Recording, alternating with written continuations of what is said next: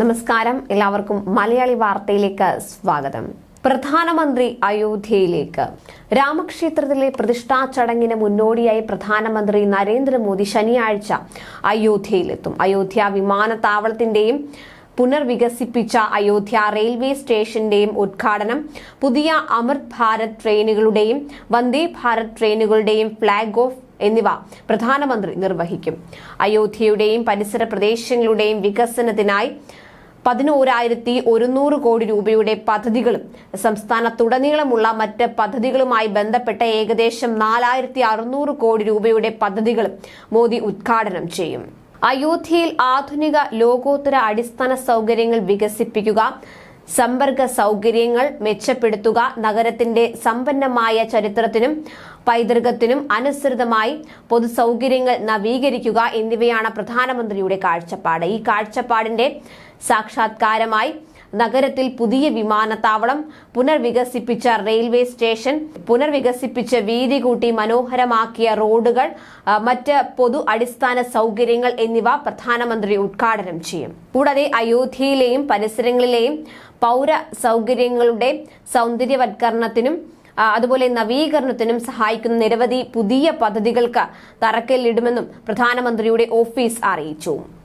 മര്യാദ Purushottam Shriram international airport എന്ന പേരിട്ടിരിക്കുന്ന പുതിയ വിമാനത്താവളത്തിൽ നിന്ന് ജനുവരി 6-ന് സർവീസ് ആരംഭിക്കും. ഡൽഹി, മുംബൈ, കൊൽക്കത്ത, ഹൈദരാബാദ്, ബംഗളൂരു തുടങ്ങിയ പ്രധാന നഗരങ്ങളിലേക്കും തിരിച്ചും വിമാനങ്ങൾ സർവീസ് നടത്തും.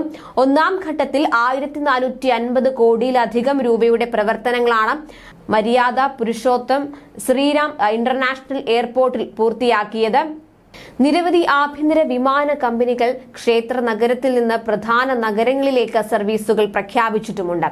പ്രതിവർഷം 10 ലക്ഷം യാത്രക്കാർക്ക് യാത്ര ചെയ്യാനാകും. 65,000 ചതുരശ്ര അടി വിസ്തീർണമുള്ള ടെർമിനലാണ് ആദ്യഘട്ടത്തിൽ നിർമ്മിച്ചിരിക്കുന്നത്.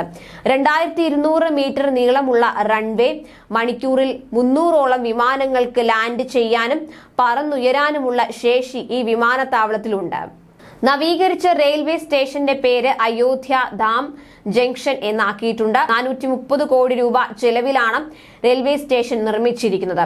1 ലക്ഷം യാത്രക്കാരെ ഉൾക്കൊള്ളാൻ കഴിയും.